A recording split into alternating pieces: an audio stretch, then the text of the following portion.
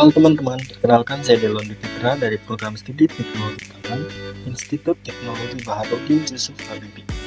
Pada video kali ini, saya akan menjelaskan dua proses penting dalam metabolisme tubuh, yaitu ketogenesis dan lipogenesis. Kedua proses ini berperan besar dalam bagaimana tubuh kita memproduksi dan menyimpan energi, terutama ketika terjadi perubahan dalam pola makan, seperti diet rendah karbohidrat atau kelebihan asupan energi. Yuk kita mulai dari ketogenesis terlebih dahulu. Ketogenesis adalah proses metabolisme yang terjadi ketika tubuh kekurangan karbohidrat. Misalnya saat seseorang berpuasa, kelaparan, atau menjalani diet ketogenik. Dalam kondisi ini, kadar hormon insulin akan turun drastis, dan tubuh mulai masuk ke fase katabolik, yaitu memecah cadangan energinya sendiri untuk bertahan. Salah satu dampak dari rendahnya asupan karbohidrat adalah tubuh mengalami kekurangan senyawa bernama oksaloasetat yang seharusnya digunakan untuk mengolah asetil-CoA dalam siklus Krebs. Namun, karena oksaloasetat ini justru dipakai dalam jalur gluconeogenesis untuk memproduksi glukosa, sehingga asetil-CoA tidak bisa masuk ke dalam siklus Krebs. Ketika hal ini terjadi, asetil-CoA yang berasal dari pemecahan lemak kemudian diarahkan ke jalur ketogenesis yang berlangsung di dalam mitokondria sel hati. Pada jalur ini, tubuh menghasilkan 3 jenis badan keton, yaitu asetoasetat yang terbentuk dari penggabungan 2 molekul asetil-CoA, lalu beta-hidroksibutirat yang dihasilkan dari reduksi asetoasetat, dan aseton yang terbentuk dari dekarboksilasi spontan asetoasetat. Meskipun badan keton ini diproduksi di hati, organ hati tidak bisa menggunakannya sendiri sebagai energi, karena tidak memiliki enzim khusus yang dibutuhkan untuk mengubah badan keton kembali menjadi asetil-CoA. Sebaliknya, badan keton ini akan dilepaskan ke dalam darah dan digunakan oleh organ-organ lain seperti otak, otot rangka, jantung, dan ginjal sebagai sumber energi alternatif.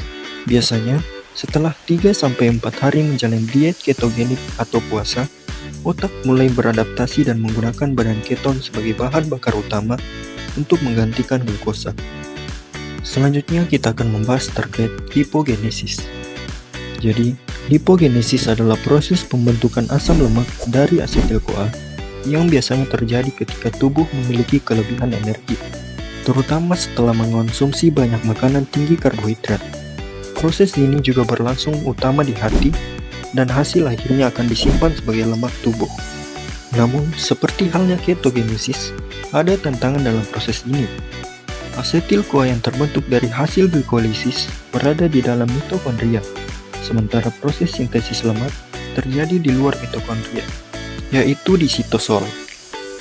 Karena asetil-CoA tidak bisa langsung menyeberang keluar, ia diubah terlebih dahulu menjadi sitrat. Setelah terbentuk, sitrat dapat keluar dari mitokondria. Setelah sampai di sitosol, sitrat ini kemudian dipecah kembali menjadi asetil-CoA dan oksaloasetat oleh enzim ATP sitrat liase. Asetil-CoA yang sudah berada di sitosol kemudian diubah menjadi senyawa baru yang bernama malonyl-CoA melalui enzim asetil-CoA karboksilase. Setelah itu, asetil-CoA dan malonyl-CoA digunakan untuk membentuk asam lemak jenuh bernama palmitat, yaitu asam lemak dengan 16 atom karbon. Proses ini berlangsung dengan bantuan enzim-enzim yang tergabung dalam kompleks sintase asam lemak dan membutuhkan energi ATP serta NADPH. NADPH ini diperoleh dari jalur metabolik lain yang disebut jalur pentosa fosfat. Setelah palmitat terbentuk, senyawa ini diubah lebih lanjut menjadi trigliserida, fosfolipid, atau kolesterol ester, atau bisa dimodifikasi lagi untuk membentuk asam lemak lainnya. Dengan kata lain, lipogenesis adalah cara tubuh menyimpan kelebihan energi dari karbohidrat dalam bentuk lemak, yang bisa digunakan kembali saat tubuh membutuhkan energi di masa depan. Dari penjelasan tadi, dapat kita ketahui bahwa ketogenesis dan lipogenesis adalah dua proses metabolik yang sangat penting bagi keseimbangan energi tubuh. Ketika tubuh kekurangan karbohidrat, ketogenesis menghasilkan badan keton sebagai sumber energi alternatif. Sebaliknya, Saat kelebihan energi, lipogenesis menyimpan kelebihan itu dalam bentuk lemak.